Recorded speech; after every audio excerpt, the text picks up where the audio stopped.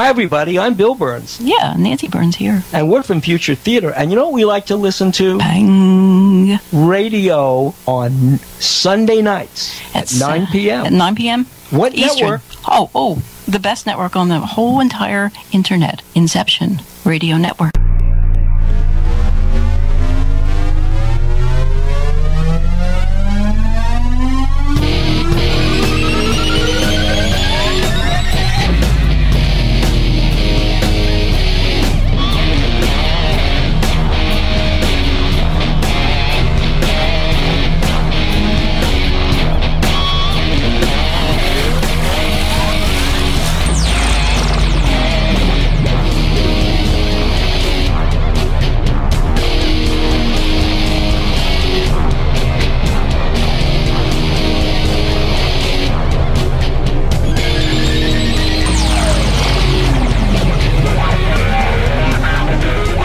Get ready to pang your head. Your radio host for Pang Radio, Mike Lucas.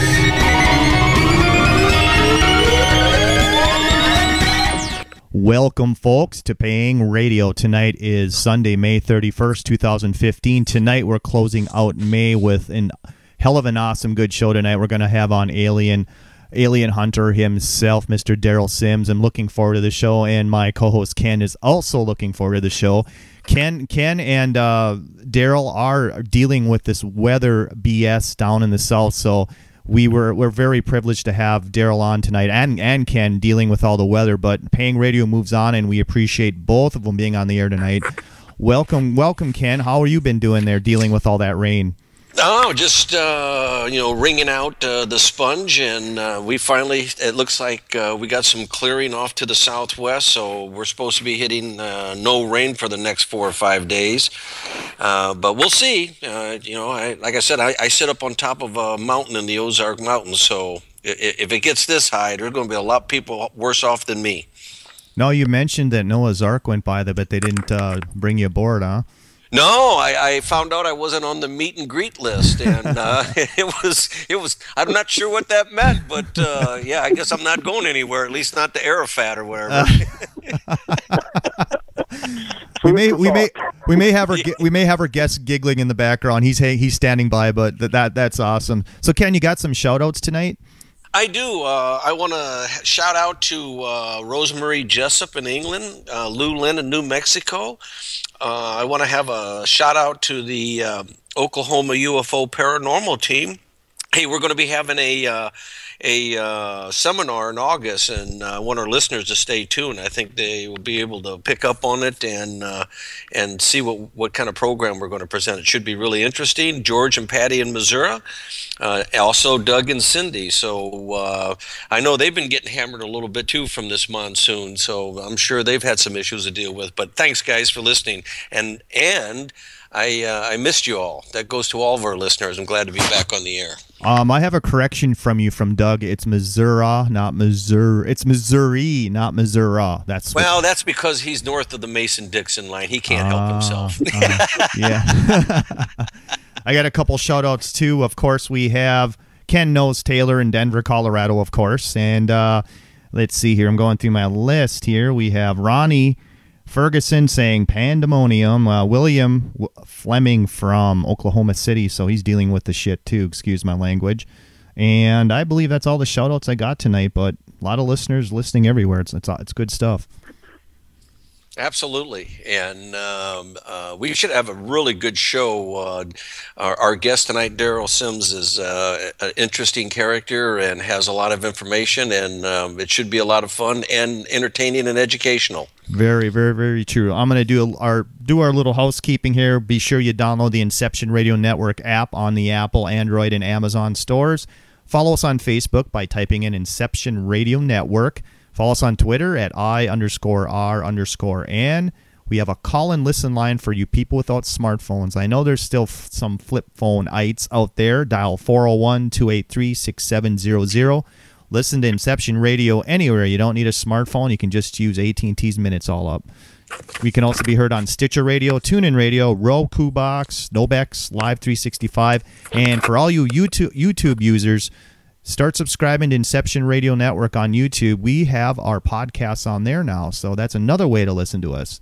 And congratulations to our new show debuting next week on June 7th. It's called Psychology's Outer Limits with Professor Eric Williams. It'll start next week at 7 p.m. Eastern, 4 p.m. Pacific, and 12 p.m. UK. So, Ken, we got a new show following or before ours, every Sunday. So I'm gonna be doing some double duty work there for a while, but that's okay. That sounds interesting. Outer Limit Psychology. Yep, huh? Psychology's Outer Limits. Yep. Yeah.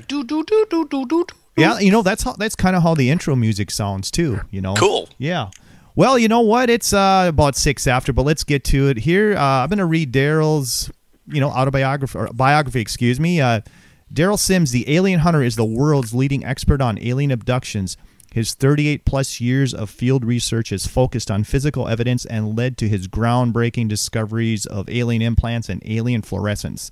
As a former military police officer and CIA operative, Sims has a unique insight on the alien organization, which he believes functions similar to the intelligence agency. Sims is also a compassionate and skilled therapist who has helped hundreds of alien experiencers all over the world come to terms with what they witnessed.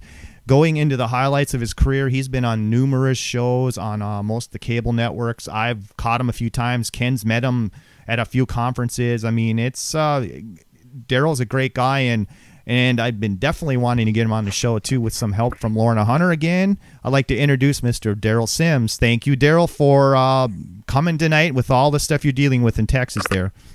Well, I hope you can hear me. I'm on the Noah's Ark. We're floating around looking for MJ. You're still looking for Ken. Oh, my gosh. That's funny. So, Derrel, I'm glad to be here. Yeah, thank you. What got you interested in this field? I mean, have you always been intrigued with UFOs in that kind of stuff, or what led you up to your research? Well, realistically, two major big factors. Number one is as I often say, it was a captive audience at age 4. In 1952, had my own experience, and back then, of course, nobody had a clue what an alien was or anything else like that. They just didn't have a clue what it was. And the little guy was standing in my room. I didn't know until after I investigated the case for years, literally. It took years to figure it out, that he had just brought me back, that I'd already been taken somewhere else. And he dropped me off, and he realized I was awake, in other words. And I could hear the guy think, and I don't know how they do that, but they can hear you think and mentally, and you can hear them if you pay attention. And he realized that it was awake. They'd made a mistake, in other words, and now you got to try to fix the error. I'm not supposed to remember anything. Wow, that's an amazing story, but. Now, did they take you up in a ship, or do you remember? Did you have any regression done about that? Well, no, I've not had any regressions whatsoever. The fact is that the most of the memory that I do have is my own conscious memory, or nice big chunks of it. And when I was age 12, I certainly remembered a lot more detail about being there on the craft, so to speak, in this big circular room, and then the same cosmic skinhead that got me to begin with was standing there with somebody bigger than he was. It looks just like him, and some people refer to that as the Doctor. And it's just an alien of a bigger flavor, bigger style. The little guys, little tiny aliens, have an IQ of about 80, and the boss type, or what you might refer to as the Doctor, has an IQ of probably 140, 150. They're a lot smarter. Hey, Derrel, any idea why they chose you and why at a young age? Well, the fact is, most of the people who are taken in these events are taken at 2, 3, 4, 5 years old. That is very common. In fact, when people tell me, well, I'm 45 years old and it's the first event I've ever had, I can almost guarantee you that's not their first event. It's the first one they remember. Interesting. They were taken long, long ago. And the second reason, to answer your question, is that they seem to be interested in the genetic lineage of the individual. I don't care whether you're the only one that's taken in your view from your family lineage. If you'll talk to grandma, grandpa, or others privately and tell them about your experiences, you'll be shocked and amazed. We've got a case as far back as, I think, 1907. Wow. Where the grandparents told the child, who's now, of course, a much older adult, about their events, and it was just the same. It's the same stuff. It doesn't change. Hey, and I subscribe to the idea that it has to do with genetics, and my question to you, Derrel, is what is the motive? What is it that they're looking for or they're doing? Or are they still tweaking our DNA, I guess, is what I'm asking? Ooh, good question. Well, in my opinion, there's several answers to that. Number one is the real answer is no one really knows, because they're never going to tell you. They're very secretive. They lie, and they lie consistently, just like an intelligence community. Oh, yeah, I was going to say there's a politician. Yeah, that's pretty much it. Their lips are moving, so to speak. Yeah, but the problem is that, in my opinion, I don't think that we quote unquote as a race or invented by them or anything like that. I don't find any evidence of that. What I do find evidence of, and we may have some DNA to support that very soon, what I do find is that there seems to be certain portions of our species that have been tampered with. And the only way that science could, quote unquote, respond to that, because they see the evidence of it, but they don't know what it was simply to call it evolution. The fact is, it may not have been that at all. Someone may have been tampering and literally downgrading the species, not upgrading it whatsoever. That's interesting. Oh, yeah. Oh, yeah. Well, I took an anthropology class in college, and, to get right to the quick, the instructor said that, there was the species of monkey, and there was a cataclysmic event, and monkeys and apes went one way, and humanoids went another. The the fork in the road, so to speak. And that's always bugged me as an explanation, until you think, well, that cataclysmic event could have been the rearranging of some genetic material, some chromosomes. Well, my thesis on this is that, and again, I've been looking at this for over 40 years, and I'm not someone who reads books and things and then comes up with some ideas. My primary interest as a former police officer and CIA operative is physical evidence.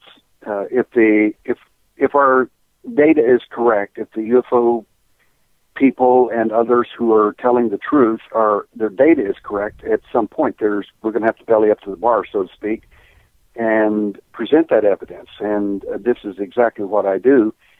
And to date, I've done 24 surgeries on people with my medical team to uncover the phenomena called alien implants.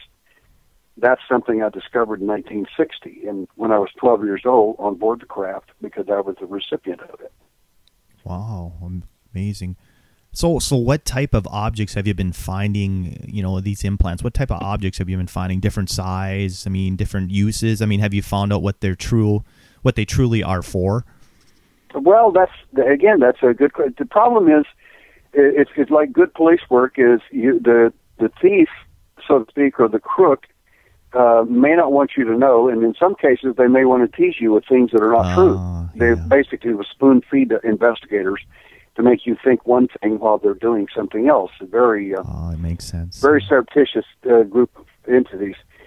So the bottom line is that we have found some objects, everything from metallic objects, some ferrous, some non-ferrous, some of them biological, some of the objects were plastic-like, some of them ceramic-like, some of them very spheres, little tiny spheres as big as a pinhead. You can go to my website at alienhunter.org and see some of this stuff very clearly.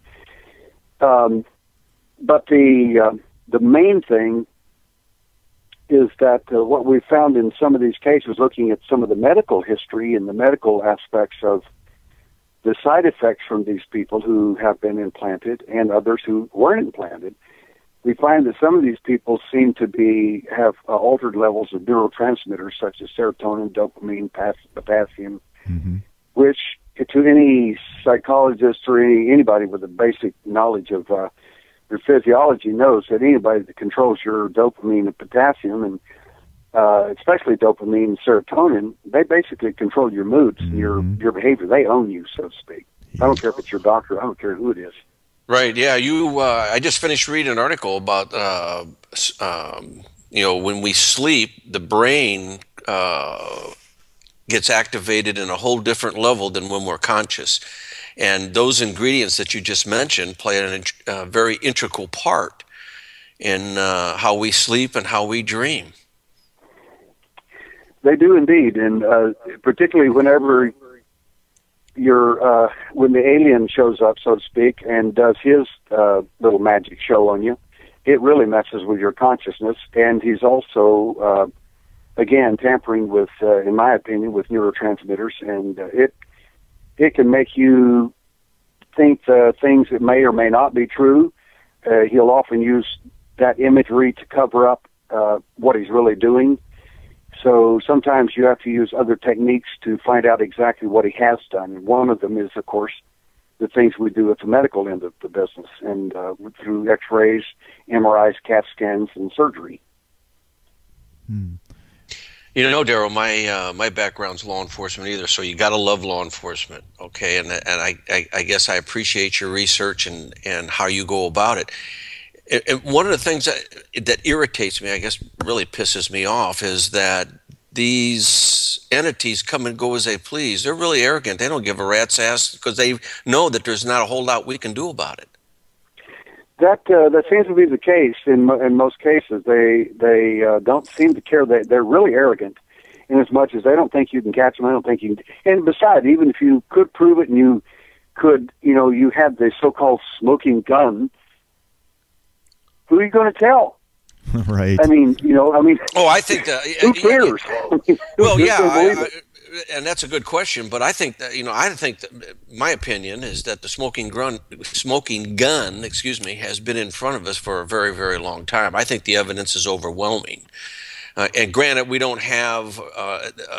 You and I don't, but maybe somebody actually has a craft. I mean, I think that one or two of them have crashed, and that somebody within the framework of the military-industrial complex has their hands on it, or a piece of it at least, anyway. Well, I agree with you in that regard, and I know of a couple of people that do have some pieces of quote-unquote a craft that is in fact extraterrestrial in origin. The fact is, some of our alleged implants that we removed from people in these 24 surgeries that we've done thus far, some of those proved up to be extraterrestrial in origin based on New Mexico Tech and Los Alamos labs. Interesting. Now have the subject you have, with these implants, are there, what type, excuse me, I'm trying to say, how many different entities do you think are doing this type of races? Well, I hear all kinds of stories, like there are 69 kinds of aliens or 150 kinds Right. or whatever they're visiting Earth doing, whatever. The fact is that it's in law enforcement, basically, you have to go with the facts. You have to go with the most credible witnesses. And when you're listening to somebody who's writing a book who wants to promote a theory, it's never done any field work whatsoever, I find their quote-unquote conclusions dubious at best. Because there are about 7 primary entities that present themselves, quote-unquote, as alien or alien-like, that are here interfering with mankind, and I'll give this to your audience because they may be reasonably familiar with some of these. One is the little gray guy, which is a little cosmic skinhead about 3.5, 4 foot tall, Yeah. IQ of about 80, and then he's got a boss that is taller than him and has a lot less personality, so to speak. He doesn't like hardly anybody. And he's got an IQ of probably about 140, 145. He's pretty sharp. And then there's a mantis-type being, and that being is extremely intelligent. He's probably got an IQ of 170, 180. I mean, he's really sharp. Then there's this humanoid type that some people refer to as the Nordic. The fact is they're red-haired, blonde-haired, black-haired entities. The Nordic gets a lot of credit because everybody seems to think it's some kind of an Aryan advanced race that the Nazis hopscotched off of, and they may have. Oh, yeah. But the point is that there are different types. The American Indians knew these guys long ago as the Sesistas, which were the red-haired white men that were here before the white men got here. And those are the probably UFO-related guys that, again, are simply red hair. But then the next level is a reptile-type creature that's pretty awful, really. They're violent. They're very aggressive in every way you can imagine. And then the last of the big lineup, I guess you would call them. I call them the usual suspects. The last of the big lineup is a real tall guy that is about 7 foot tall, a little taller in some cases, and he is sometimes known as Bigfoot. And he shows up in some abduction events, and he is the latest DNA that's been studied on him. Again, fasten your seatbelts because evolution is way off here.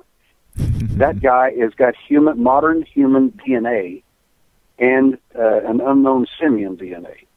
So the question is, to me, where does whoever manufacture, hatch, or clone these aliens, where do they get the DNA? Well, I doubt that they went to Mars to get a praying mantis. Probably they came to Earth to get it. Where would you get simian DNA or ape DNA? Probably planet Earth. You wouldn't go to Saturn. Where would you get human DNA? Probably planet Earth. That's where most of them tend to reside. So where would you get these other kinds of DNA, like reptile? Probably planet Earth. This is the hatchery, so to speak. If you're going to create DNA-designed beings that you want to reintroduce to people on Earth as quote-unquote aliens from other planets, this would be the place where you'd get the DNA. Hey, Derrel, I made a little notation here in reference to the reptilian. I've heard it explained that would explain why a lot of humans have an aversion towards reptiles, that, snakes and other reptilians, lizards, have a tendency to scare people. I mean, a lot of people. And they say it goes back to our DNA, which could very well be that, they are aggressive. They are for fact. The fact is that the audience might ask, well, what about the little gray alien and his boss, the one that looks just like him but is taller, the smaller one, the smarter one, and the Zuni and and other nations, Navajo and others, called the gray and his boss. They refer to them as the ant people, and that they used to live inside the earth. The fact is they smell like sulfur, and that might give somebody a hint where they come from. I don't know. Makes sense, yeah. Yeah. Do you think they still reside inside the earth? I don't know that for sure. I suspect that would be a good place to hide if I wanted, since you don't see them flying all over the earth all the time. I mean, if you do see them flying, they take off that direction, so to speak. They don't just always take off in outer space. They seem to head, in my opinion, toward a place where they can hide underground, and in particular, when I was doing the TV program Uncovering Aliens, in that case, my thesis was that they were, in many cases, hiding underwater. And that's the best place for you to hide anything. You could hide a complete base if you wanted to, and in Lake Michigan, where I was diving. Oh, yeah. I think they are. Yeah, I think that's very doable. Now, Derrel, what is the typical scenario you've heard from your witnesses on the abduction? I mean, do they get pulled through the wall, stuff like that? What's a typical alien abduction start? How's it start from what you've heard? There are several different scenarios they use on people. One of the scenarios is where they will come into a person's home and will literally take them through the wall, as an example.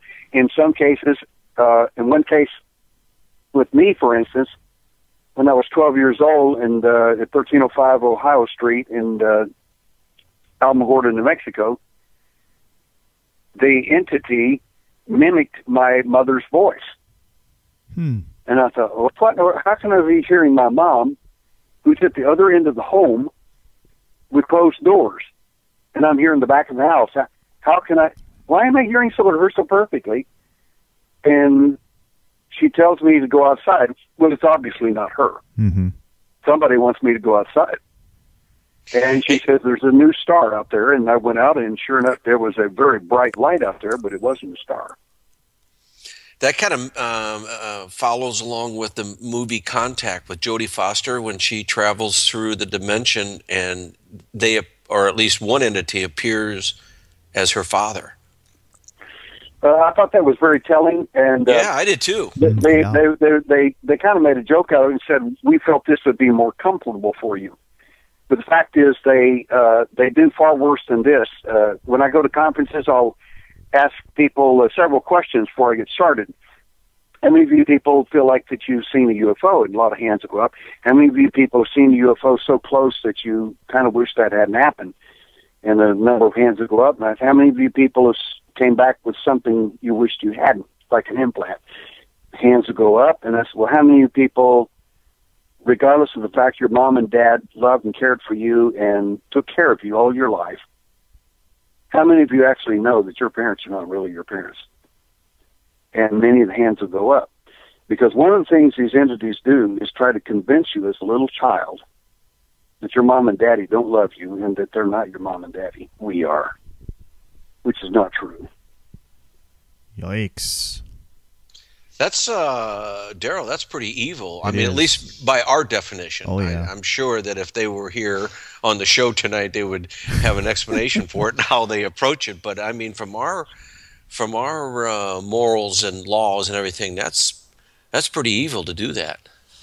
It sure is. And as a police officer, a former police officer, and as a current private investigator in the state of Texas, my response is quite simple. And because people always come up to me at conferences and say, but Mr. Sims, don't you think there are good aliens and bad aliens? And I said, I don't concern myself with the good guys because I haven't met them yet.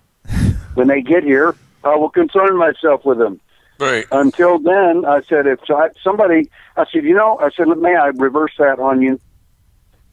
I said, with your permission, I would like to reverse that on you. I said, when I go to a kidnapping, I never, ever, ever, ever hear anyone tell me, you know, Mr. Sims, there are good kidnappers and bad kidnappers. Yeah, exactly. I never hear that. No. They want this sucker in prison. I mean, or shot in jail or whatever. Yeah, you know, they want their kids back. Absolutely. And you bring up a very good point. And there's a number of cops and ex-cops that are listening to this show.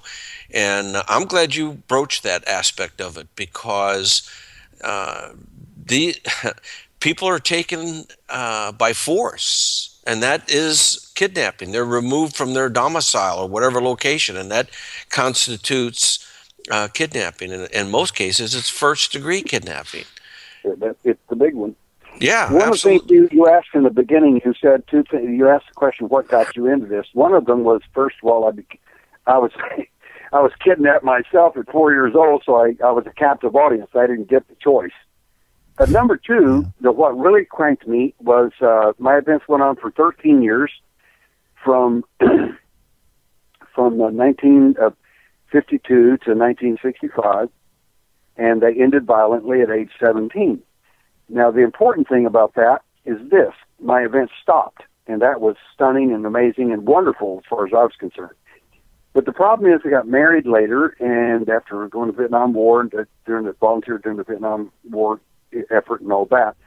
And then I got out, and my wife and I had a little a daughter, and then later a little boy. And at age 6, in the middle of the night, about 2:30, 3 o'clock in the morning, I don't know exactly when it was, but I guess about 2:30, I sensed something so horrific, I remembered it from 1950, from my abduction encounters. And I mean, I jumped out of bed and ran as fast as I could through the house because I knew what that feeling was. I knew who it was. And I ran past my son's room because I knew he wasn't in there. I didn't even look. Ooh. I ran through the house and found him standing at the back door where they'd brought him in back through the window to the door and placed him there. He was looking outside the back door in a deep trance. And I watched him for quite a while. My wife finally walked in and looked at him, looked at me, looked at him, looked at me, and said, "What's going on?" And for the first time in my life, I had to tell my wife all about alien abduction back in the in the 70s. This was not a happy time. Oh no. Well, Derrel, we're going to stop right there for our first break, everyone. We're listening to Derrell Sims, the Alien Hunter, on Paying Radio on the Inception Radio Network. We'll be right back after these messages. Hey, this is Joe Mars. I'm inviting you to tune in to Epic Voyages, 8 p.m. Central, 9 p.m. Eastern, Monday nights, right here on Inception Radio Network. To find out more about Epic and how you can become a member, visit epicvoyagers.com. That's EPICVOYAGERS.com. Hello, everyone. Lorian Fenton here, host of the California MUFON radio show, asking if you'd like special access to exclusive and amazing information about UFOs, the paranormal, and all things unexplained. If you're nodding yes, then join IRN's Insider Club. As an Insider Club member, you'll get an all-access pass to premier Inception Radio Network content for only $4.99 a month. This includes live UFO and paranormal conferences, live streaming UFO skywatches, exclusive IRN radio and TV productions, and of course, Paying Radio with MJ and Ken Storch. So don't wait any longer. Visit InceptionRadioNetwork.com and click on Member Login to join IRN's Insider Club and get your VIP access today. Do you have a smartphone? If so, Inception Radio Network is the best app for you. Available on iTunes, Android, Samsung, and most other app stores. Just search Inception Radio Network. With the app you can listen live, check out podcasts of recent and past shows, view our videos, see what shows are coming up, who the guests are, and, via the chat room, send live questions to those guests. You know it makes sense. Check your app store now. Inception Radio Network. I'll see you there. You didn't forget what's coming up tonight, did you? Hi, Inception Radio Network listeners. This is Amanda. Never miss that interview you were looking forward to or the show on your favorite topic. Follow IRN on Twitter, I_R_N, and get reminders about the evening's live shows as well as fun and important updates throughout the week. That's I_R_N, and never miss a great show again.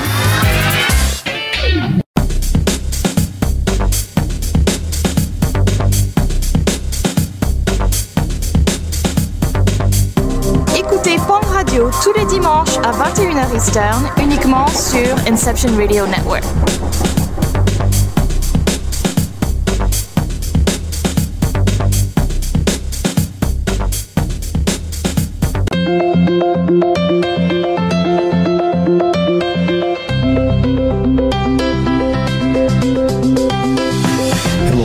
Listeners, this is MJ saying hello and sharing an awesome secret I discovered. It's called DreamNuage.com. Fresh, raw, organic ingredients are used to create all their products. They are made in very small batches to ensure quality and freshness.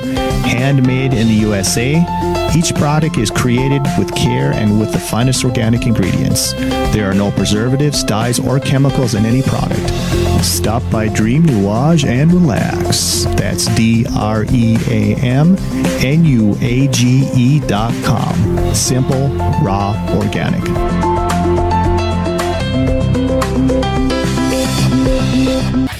Welcome back to Paying Radio. Tonight we have on Derrell Sims, the alien hunter. We are going to start off the second half hour with a question from Sky33 in chat. She wanted to know, in all of Derrell's years of investigating his field work, have you ever heard of anybody communicating through an orb with telepathy in any of your cases? Communicating to an alien with telepathy? Yep.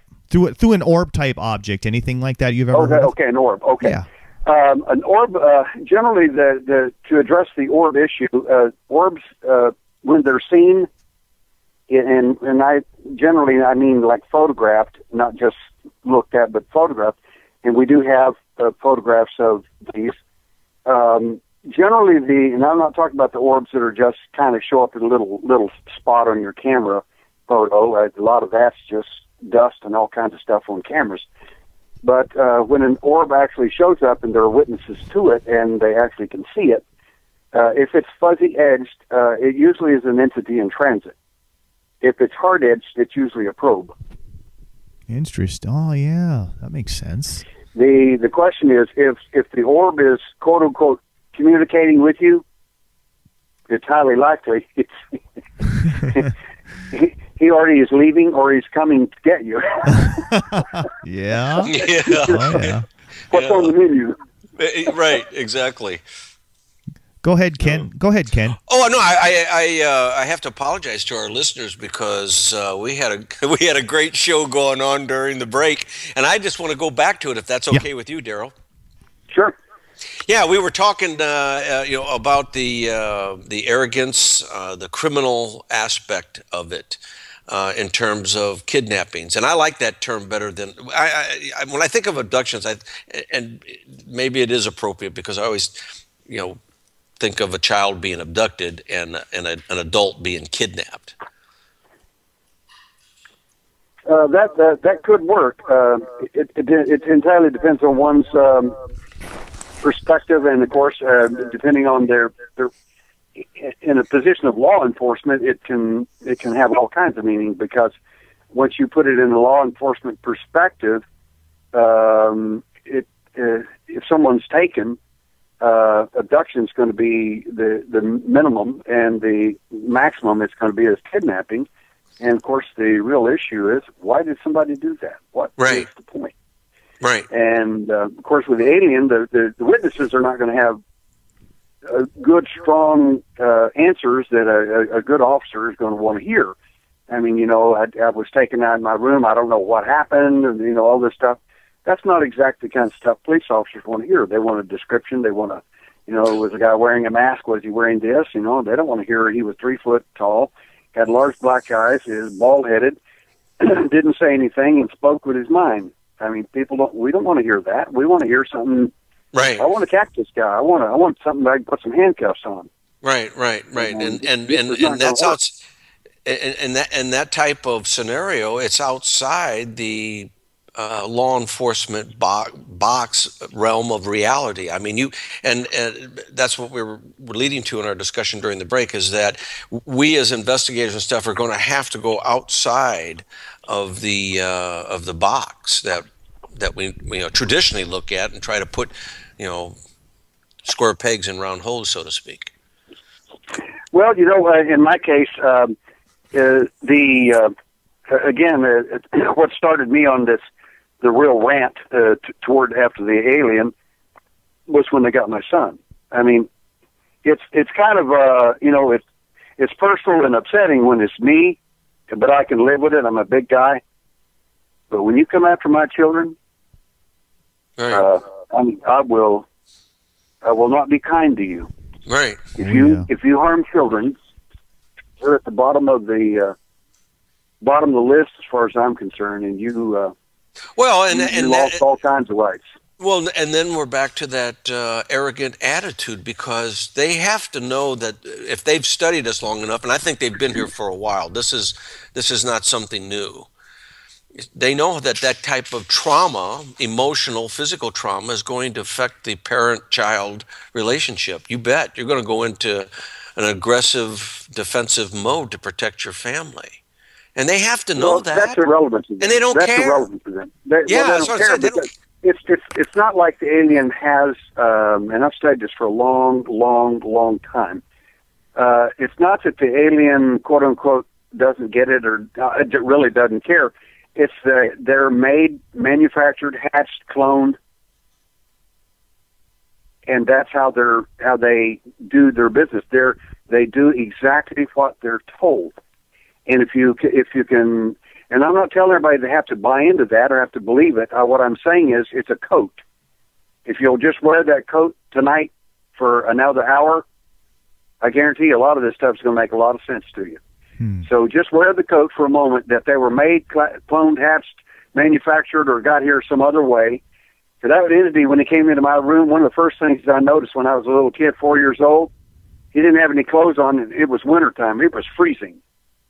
You say, so what? Well, when you don't have any clothes on, you walk in someone's room at night, and there's a little bit of ambient light in the room because of an old well house we had outside with a light on. When you come in and you don't have any clothes on, first thing little kids notice is, where's your TT? He didn't have one. He didn't have genitalia. He didn't have a belly button.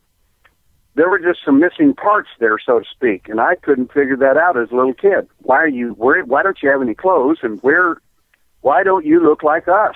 What's wrong with you?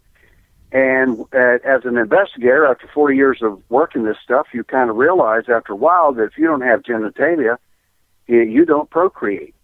If you don't have a belly button, you didn't get here the way we did. You were hatched, cloned, manufactured, or got here some other way. You're not human in any sense of the word. Yeah, that's an interesting perspective. It is.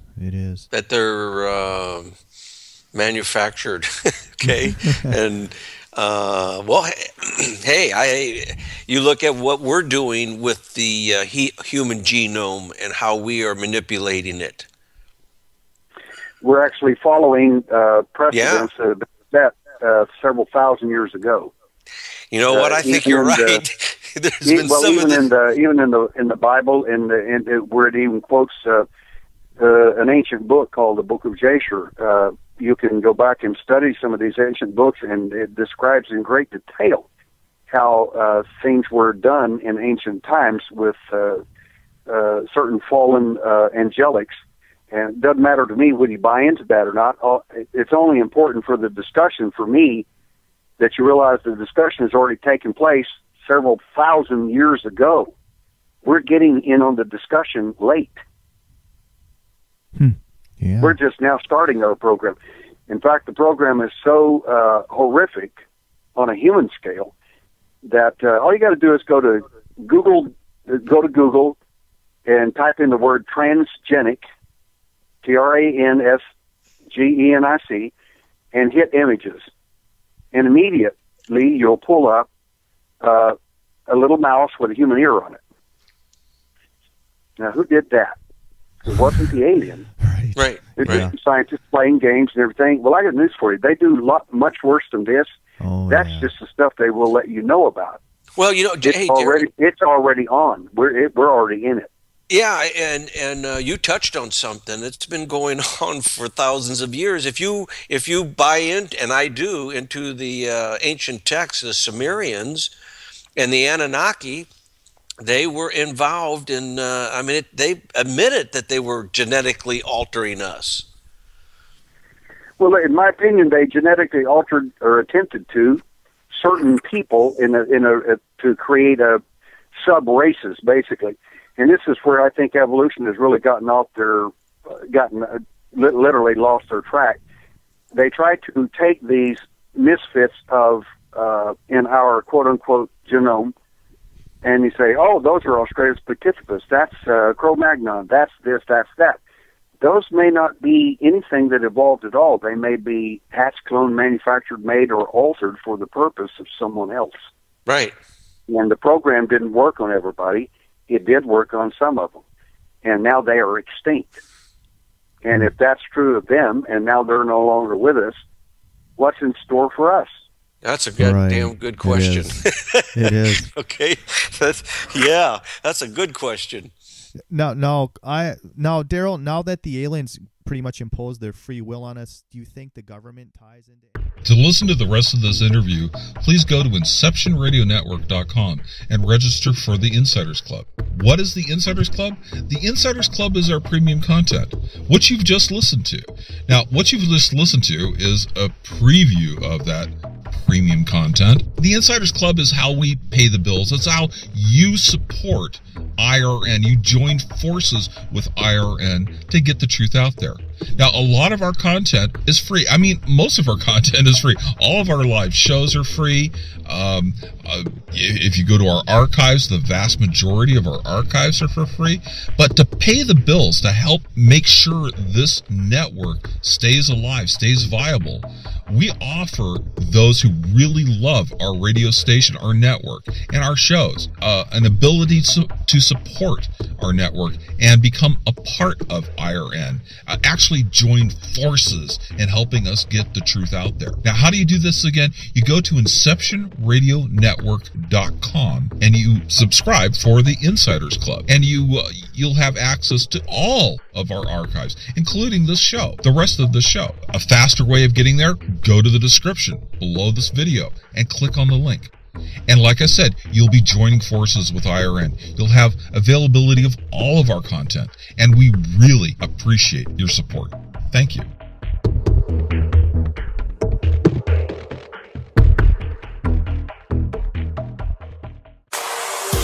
Hello, everyone. Lorian Fenton here, host of the California MUFON radio show, asking if you'd like special access to exclusive and amazing information about UFOs, the paranormal, and all things unexplained. If you're nodding yes, then join IRN's Insider Club. As an Insider Club member, you'll get an all-access pass to premier Inception Radio Network content for only $4.99 a month. This includes live UFO and paranormal conferences, live streaming UFO skywatches, exclusive IRN radio and TV productions, and of course, paying radio with MJ and Ken Storch. So don't wait any longer. Visit InceptionRadioNetwork.com and click on Member Login to join IRN's Insider Club and get your VIP access today. To listen to the rest of this interview, please go to InceptionRadioNetwork.com and register for the Insiders Club. What is the Insiders Club? The Insiders Club is our premium content, what you've just listened to. Now, what you've just listened to is a preview of that premium content. The Insiders Club is how we pay the bills. It's how you support IRN. You join forces with IRN to get the truth out there. Now, a lot of our content is free. I mean, most of our content is free. All of our live shows are free. If you go to our archives, the vast majority of our archives are for free.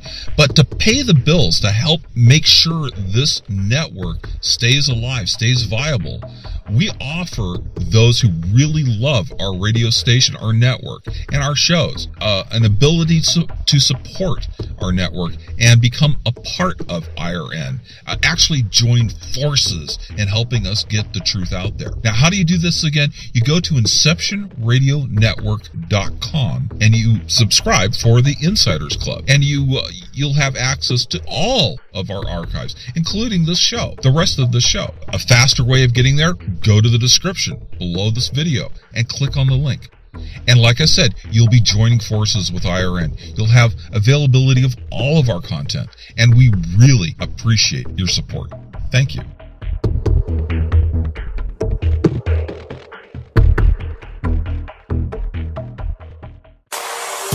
Hello, everyone. Lorian Fenton here, host of the California MUFON radio show, asking if you'd like special access to exclusive and amazing information about UFOs, the paranormal, and all things unexplained. If you're nodding yes, then join IRN's Insider Club. As an Insider Club member, you'll get an all-access pass to premier Inception Radio Network content for only $4.99 a month. This includes live UFO and paranormal conferences, live streaming UFO sky watches, exclusive IRN radio and TV productions, and of course, paying radio with MJ and Ken Storch. So don't wait any longer. Visit InceptionRadioNetwork.com and click on Member Login to join IRN's Insider Club and get your VIP access today. To listen to the rest of this interview, please go to InceptionRadioNetwork.com and register for the Insiders Club. What is the Insiders Club? The Insiders Club is our premium content, what you've just listened to. Now, what you've just listened to is a preview of that premium content. The Insiders Club is how we pay the bills. It's how you support IRN. You join forces with IRN to get the truth out there. Now, a lot of our content is free. I mean, most of our content is free. All of our live shows are free. If you go to our archives, the vast majority of our archives are for free. But to pay the bills, to help make sure this network stays alive, stays viable, we offer those who really love our radio station, our network, and our shows an ability to support our network and become a part of IRN. Actually join forces in helping us get the truth out there. Now, how do you do this again? You go to InceptionRadioNetwork.com and you subscribe for the Insiders Club, and you'll have access to all of our archives, including this show, the rest of the show. A faster way of getting there, go to the description below this video and click on the link. And like I said, you'll be joining forces with IRN. You'll have availability of all of our content, and we really appreciate your support. Thank you.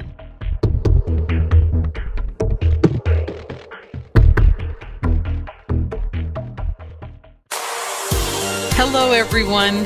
Lorian Fenton here, host of the California MUFON radio show, asking if you'd like special access to exclusive and amazing information about UFOs, the paranormal, and all things unexplained. If you're nodding yes, then join IRN's Insider Club. As an Insider Club member, you'll get an all-access pass to premier Inception Radio Network content for only $4.99 a month. This includes live UFO and paranormal conferences, live streaming UFO sky watches, exclusive IRN radio and TV productions, and of course, paying radio with MJ and Ken Storch. So don't wait any longer. Visit InceptionRadioNetwork.com and click on Member Login to join IRN's Insider Club and get your VIP access today.